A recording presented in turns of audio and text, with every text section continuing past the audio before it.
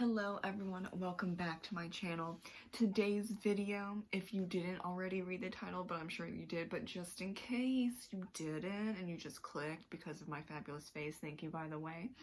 This is a cover reveal and information about my first novel, A Patriot's Tale. So it is a historical fiction novel based in the mid-time of the American Revolutionary War in South Carolina, and it follows 17-year-old Lily Thompson as she joins a family, the Turner family, who wants to become soldiers for the local rebels in Cherokee district in South Carolina. And it turns out that even though Lily told them that she knows how to fight and will fight, they were like, oh no you won't because you're a woman, haha, but you can still, come with us as a ward and, take care of the two younger kids. Yeah, didn't work out for them because in the first raid that they set up against the British, she disguises herself as a man and fights and is doing pretty well until she's captured. Yeah, she is captured and ransomed by the vicious British captain, Captain James Thomas. And because of some things, some personal things going on in his life and his past, he becomes obsessed with Lily, and the rebel army decides that she is best used as a honeypot. And if you don't know what that means, she's just basically a spy. Follows Lily and her friends spying on Captain James Thomas because, you'll read the book and you'll figure out why. So this was originally on Wattpad and it has a brand new cover, and this is what the cover is. Oh my god, look at it. Yeah, that's Lily on the cover. It's so great. Of course, I used fantasy and coffee design, my friend Jonas. I told him I wanted something that was patriotic but not cliche and annoying, that can happen. I asked him, I'm like, can you do, clothing that is like not a corset, not fancy, because that's not what Lily is about, but she does like, I would prefer a dress because that's usually what she's in, even though she doesn't prefer being in a dress. She prefers being in men's clothing, which is just trousers and a shirt, but she can't really pull that off most of the time. I also asked, can you put like a pistol or a dagger, or short sword in her hand, and also, like, she has to be redhead high. So, and what he did was obviously amazing. I don't have the physical copies yet, or else I would have, shown the physical copy, but I have my ARC readers reading it, downloading and reading it as we speak. And I'm really excited to hear back. So the ARC, of course, is something, it's an advanced reader copy, and that's not for resale. And I will do the final edits, and you all will get the final product on December 7th. So that is a Tuesday. I went for Tuesday because I heard that a lot of people in the publishing industry, not just traditionally published, but small press and self-published, do Tuesday releases. I'm like, okay, let's jump on the bandwagon and see how that goes. Now, I did hear that December is one of those times where publishing slows down in the traditionally published world. However, I'm thinking maybe people will gift it to their friends that like historical fiction in the American Revolutionary War. I already have a few people saying that they're going to do that because they know that their friends are interested in that time period and historical fiction in general. So there's a few copies sold as just a gift. So I'm thinking, it's gonna be good. Why not try that out and see how, that type of thinking goes. I could have released it in November, but I wanted to give my ARC readers some extra time, and also some extra time for me, just in case something completely messes up with the file or something like that. I don't want you all to buy it, pre-order it, buy it, whatever, and then have a hot mess, and then that's not, you know, that's not fun. So I wanted to give a grace period of 2 months just for my readers, my ARC readers, and of course for myself. Give yourself a little grace, self-published writers, seriously. You don't have to do like something really fast or rushed in a way that like you're rushing to write a book and release it in a certain amount of time, and then it's not as good as it could be. That's kind of my mentality.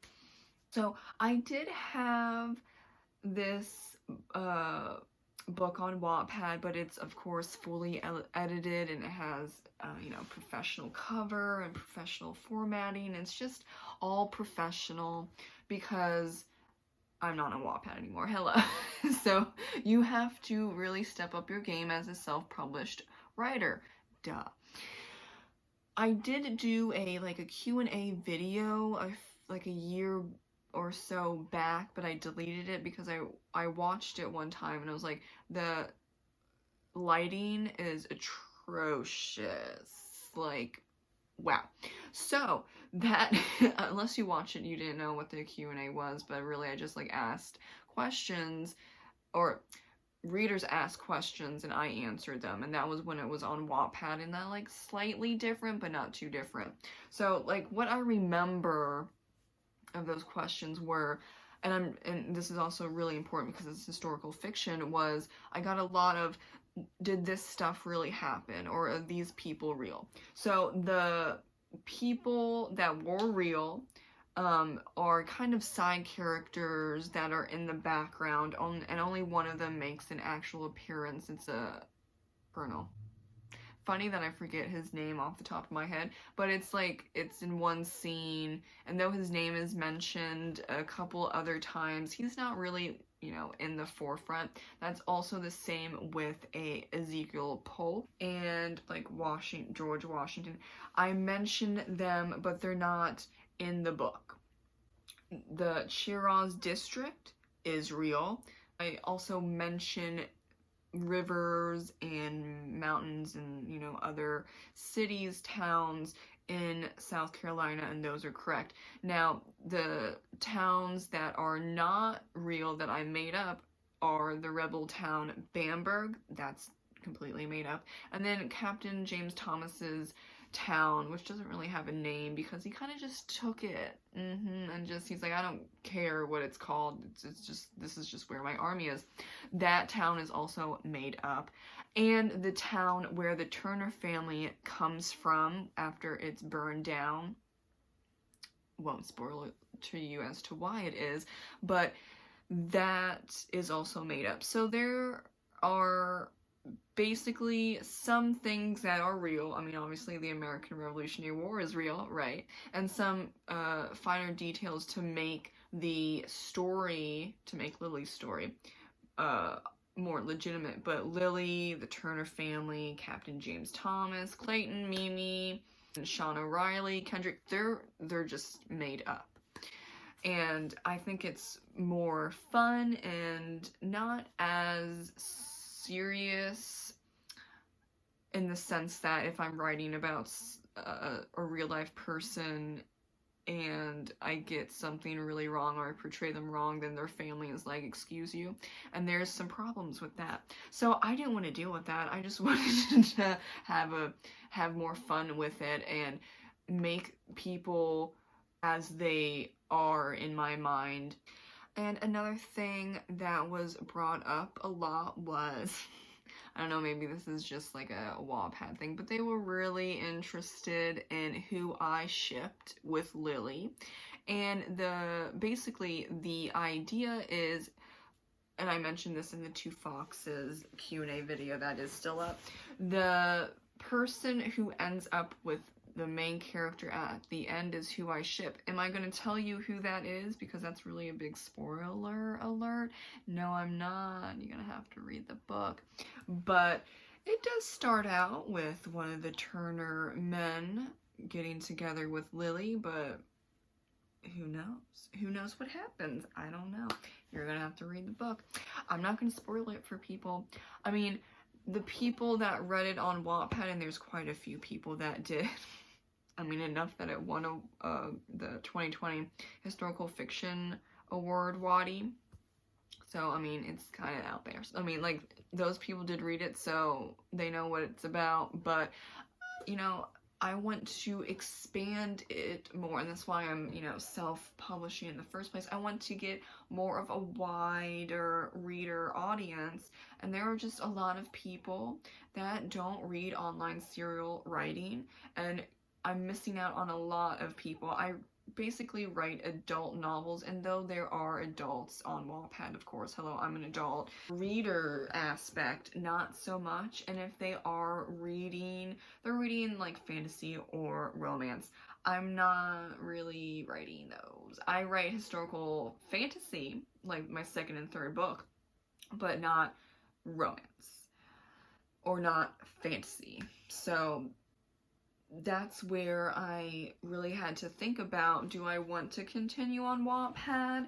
And the answer ultimately was no, for a variety of reasons, and one of those reasons was I want to get a wider audience, and I want to have people read my books that wouldn't necessarily ever know about them, because for historical fiction, that's a little bit of an older crowd, basically adults, or new adults, like 18 to 25. What was the range of new adult? I don't even know.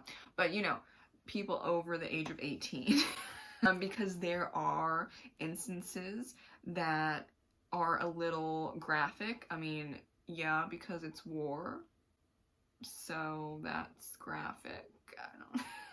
I don't think I have to warn you that it's going to be graphic because it's about the American Revolutionary War, but just so you know, a little graphic in some places. There is cursing, of course. I mean, I don't know who doesn't curse, but I just want to let you know there's cursing. And there are some other graphic scenes, violent graphic scenes. And there is mental illness, specifically PTSD and anxiety. This only makes sense to me because we're talking about war, and there's going to be mental illness involved for really all of the characters, and it just comes out in different ways.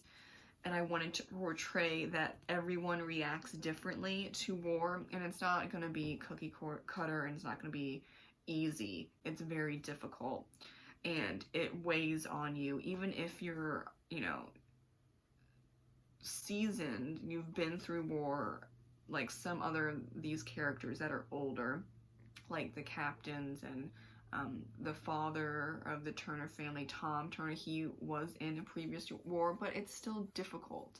And you have to grapple with the fact that we do have a cause, we believe in this cause, but we are also killing people, and we are changing people's lives.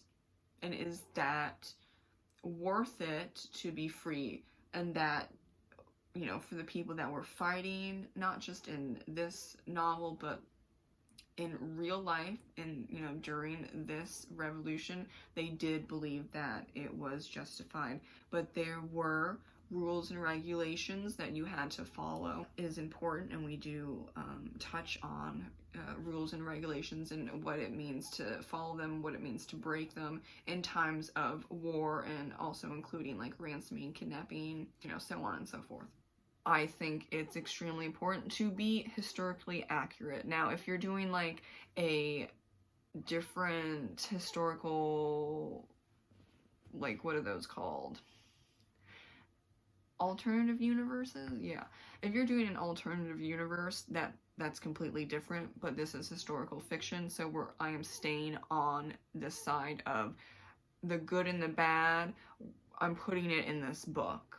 So you're going to see a lot of bad, but you're also going to see a lot of good, because not everyone was sexist, not everyone was racist, even not everyone was homophobic, but a lot of them are.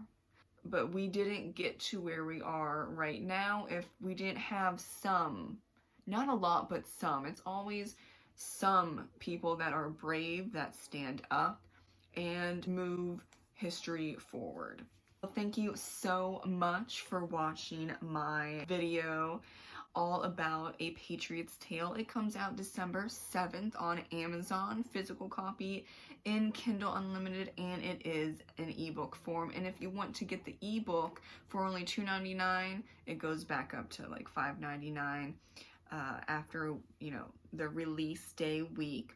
Then definitely pre-order it now, and all that information about what you can do to pre-order, or, you know, the specific dates and, you know, all that jazz, including this book, will be in the description box below.